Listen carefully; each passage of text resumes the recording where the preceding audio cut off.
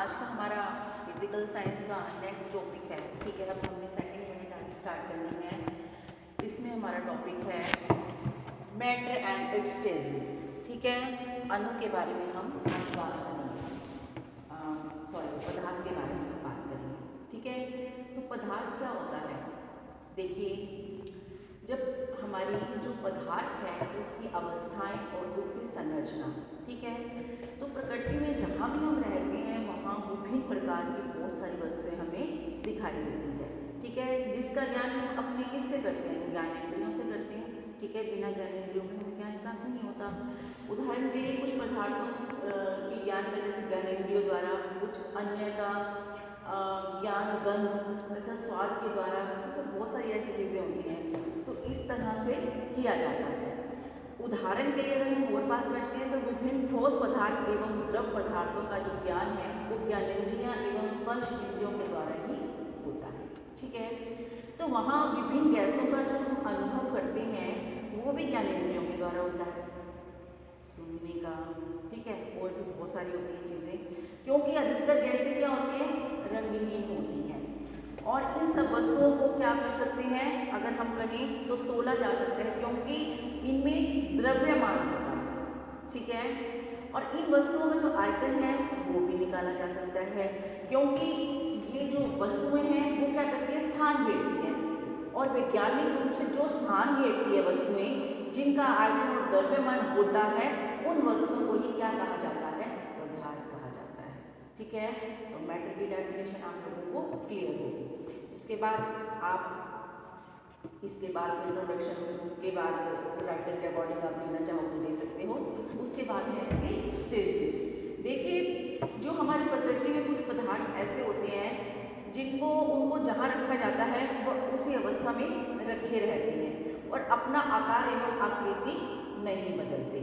तो लेकिन कई बार जो द्रव ऐसे होते हैं, जो द्रव ऐसे पदार्थ होते हैं जिनका आकार निश्चित होता है लेकिन वो आकृति निश्चित उनकी नहीं होती। ठीक है, अतः पदार्थों को आकृति एवं आकार के आधार पर हम उनको तीन भागों में बांट सकते हैं, ठोस, द्रव और गैस। ठीक है, पदार्थों को, क्योंकि द्रव का अलग हो गया और गैस का अलग हो गया सिस्टम। तो सबसे पहले होता है ठोस पदार्थ, सॉलिड स्टेट। सॉलिड स्टेट क्या होती है? ऐसे पदार्थ जिनका आयतन तथा आकृतियां निश्चित होती हैं उनको ठोस पदार्थ कहते हैं। ठीक है, जैसे लोहा, तांबा, पत्थर, पीतल, बर्फ आदि। लेकिन जो द्रव पदार्थ होते हैं, देखिए, ऐसे पदार्थ जिनका आयतन निश्चित होता है लेकिन आकार अनिश्चित होता है या निश्चित नहीं होता है, उन पदार्थ को क्या कहते हैं? द्रव पदार्थ कहते हैं।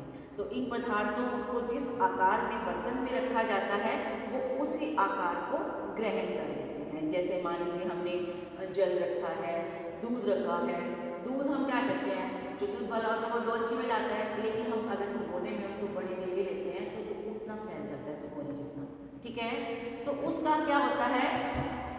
वो स्थान अपना अलग तरह से उसी आकार में ग्रहण कर लेता है। तो इसका आयतन नहीं बदलता। इसमें कौन कौन से आते हैं? जैसे जल है, तेल है, दूध है, पारा। ठीक है बेटा। उसके बाद है गैस स्टेट। ऐसे पदार्थ जिनके आयतन एवं आकार दोनों ही अनिश्चित होते हैं, आयतन भी और आकार भी, तो उन पदार्थों को गैसीय अवस्था कहते हैं। ठीक है, ये जो बर्तन में रखे जाते हैं उन्हीं का आयतन एवं आकृति ग्रहण कर लेते हैं। और इसके जो हम उसके एग्जाम्पल दे सकते हैं, वायु है, नाइट्रोजन है, हाइड्रोजन है, ऑक्सीजन है, कार्बन डाइऑक्साइड एक्सेट्रा। ठीक है बेटा, तो ये थे आपके पदार्थ के बारे में, मैटर के बारे में।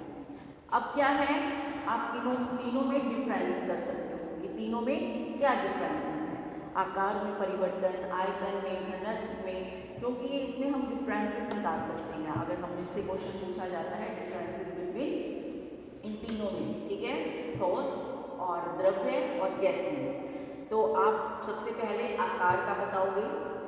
जो हमारा ठोस है उसका निश्चित होता है, और जो हमारा द्रव्य है उसका अनिश्चित होता है, और जो हमारा गैस है वो भी अनिश्चित होता है। उसके बाद आयतन, ठोस का निश्चित है, 3 पार्ट्स बना लो, ठोस लिख लो, द्रव लिख लो और उसके बाद गैस लिख लो, ठीक है।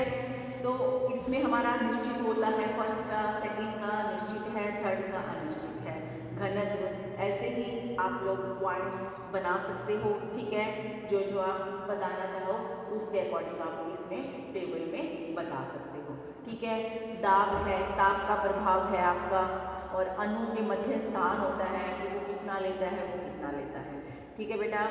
उसके बाद हम स्ट्रक्चर ऑफ मैटर, जो हमारे सामने स्ट्रक्चर होता है, अगर हम बात करें कि मनुष्य जिन पदार्थों का उपयोग करता है तथा देखता है, उनकी रचना को जानने की जो जिज्ञासा है वो हमारे प्राचीन काल से ही चलती आ रही है, ठीक है।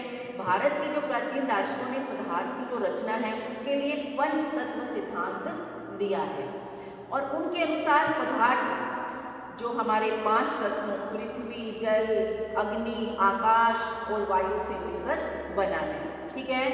तो इस प्रकार हमारा जो डाल्टन ने भी सन 1808 में जॉन डाल्टन ने परमाणु की रचना के बारे में कुछ अपने तथ्य प्रस्तुत किए हैं, जिन्हें डाल्टन का परमाणुवाद भी कहते हैं, ठीक है।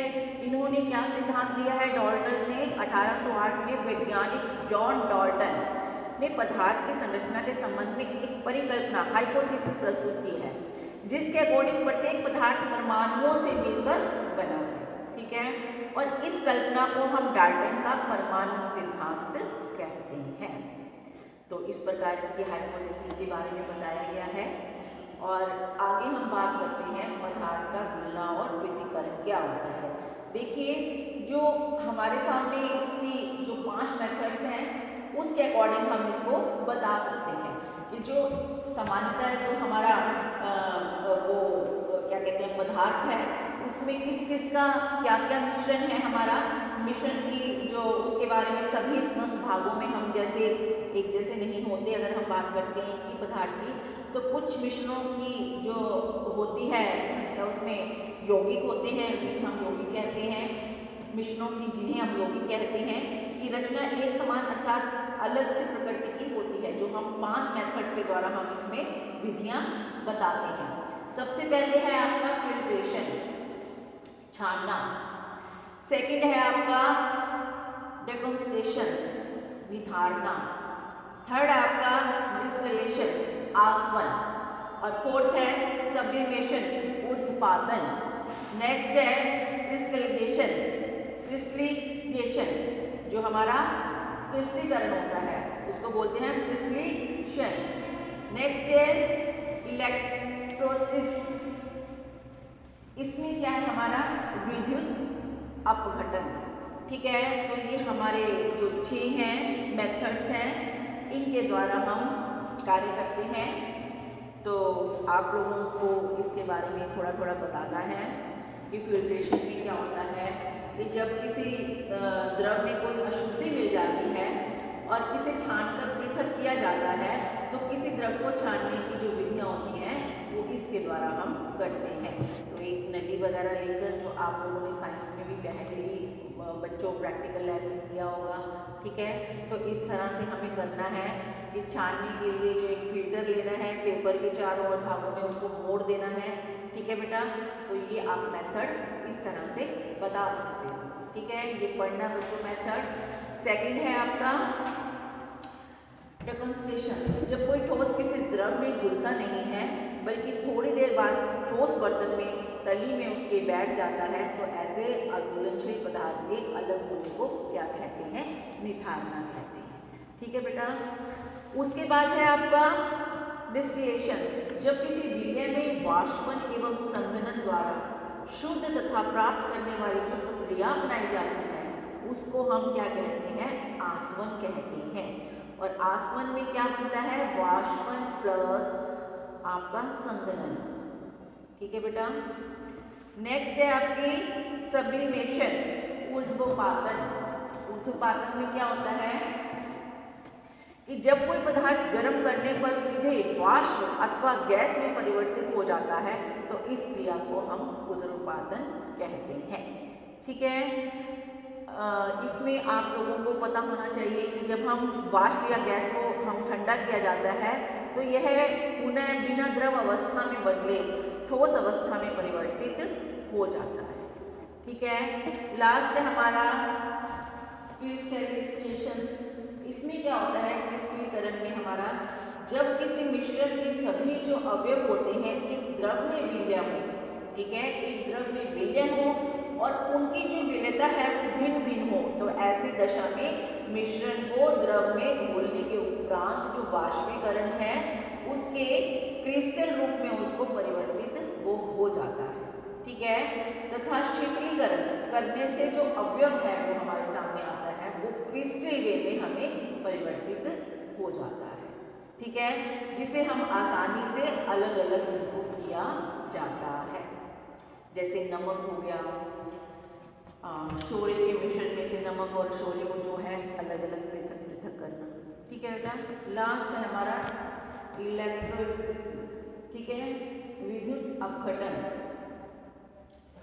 इलेक्ट्रोलिसिस इसमें क्या होता है हमारा कि जब किसी पदार्थ के जो अम्लीय विलयन होते हैं उसके द्वारा विद्युत धारा प्रभावित की जाती है तो द्रव घन एवं ऋणात्मक, जिसको पॉजिटिव और नेगेटिव में इसमें टूट जाता है। ठीक है, तो ये क्या है, एनोड, जो ऋणायन है वो एनोड है तथा जो धनायन है वो कैथोड, इस पर एकत्रित करने लगते हैं हम, तो इस क्रिया को विद्युत अपघटन भी कहते हैं। जैसे H2O को हम अगर विद्युत अपघटन करते हैं तो H2 अलग हो जाएगा और O आपका अलग हो जाएगा, हाइड्रोजन आयन अलग हो जाएगा और वाटर आपका ऑक्सीजन आपका अलग हो जाएगा, H2+O। ठीक है बेटा, तो इस तरह से आप ये जो आपका मेथड्स हमने किया है, ठीक है, सेपरेशन मेथड्स ये आप कर सकते हो। इसके हमारे 6 पॉइंट्स हैं, इसके अकॉर्डिंग आप चार्ट बना सकते हो कि इसके जो सेपरेशन मेथड है इसके कितने पार्ट्स हैं, और 3 हमने जो पदार्थ के बारे में बात की है वो आप बता सकते हो। ठीक है, आप दोबारा एक बार ज़रूर पढ़िएगा तभी क्लियर होगा सभी बच्चों को। तो आज के लिए इतना ही, थैंक यू।